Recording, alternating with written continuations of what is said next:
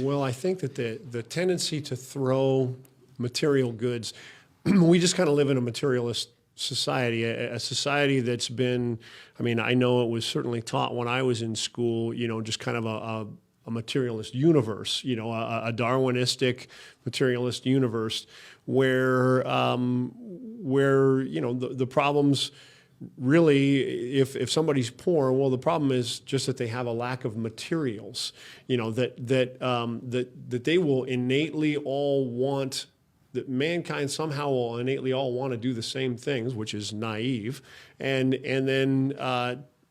then so what do we do? Well, I don't know, but let's throw things at them. And right now it's tents and sleeping bags, and at its grandest that the government does is it's four walls.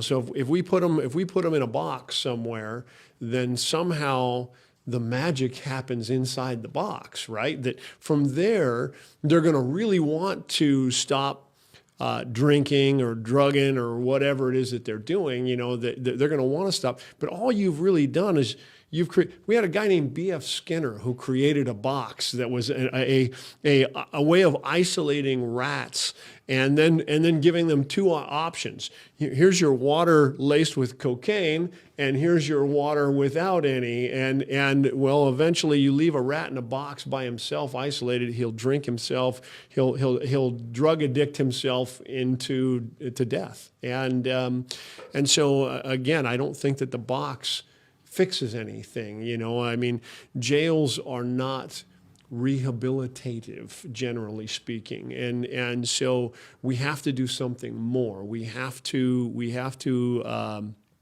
interject that relationality component. We have to, and sometimes we have to do it with, yes, coercion. We have to do things, we have to leverage things, of importance in one another's life. So if my teenager is not behaving in accordance with the rules of the family, with the values of the families, then I begin to leverage things. So I begin to go, okay, well, let's take away things that I can see you already value, such as a cell phone or an Xbox or whatever. And I can say, I can remove those from your life in order to coerce you into making the right choices. And hopefully we'll get you making the right choices on your own and not by coercion. But really what you want to do is help them see the value of once they're making that right decision and go, oh, doesn't that feel much better now? Don't you like that better to do life this way? And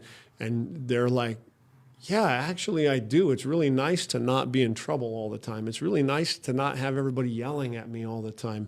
Boy, it's really nice to spend time with the rest of my family and be included with the rest of my family.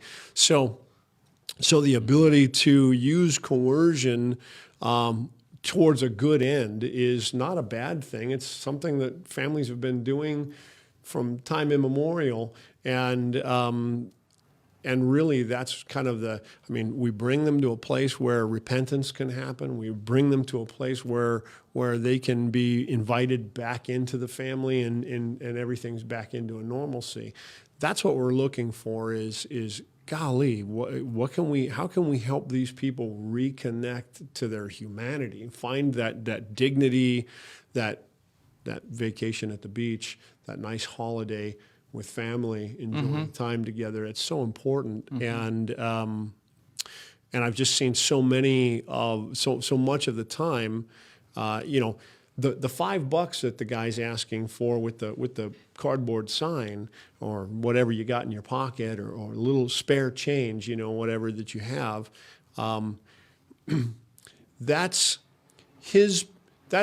what he really wants in the transaction, because she doesn't want to let you get close enough to actually become vulnerable to you. And for you, that feels like a good deal in that moment because you're not sure you want to take the risk of getting vulnerable and close to them. So we settle for this lesser transaction as opposed to community, which is what really needs to happen. If I'm ever going to help this person, then what I need to do is I need to learn about them. I need to care for them. I need to teach them to fish rather than hand them one, and that takes time and relationship and failing at fishing several times maybe before you actually become successful at it. That means your back cast, using the fishing metaphor, has to get caught up in the trees a few times and and everything before you finally figure out how to get the line in front of the fish.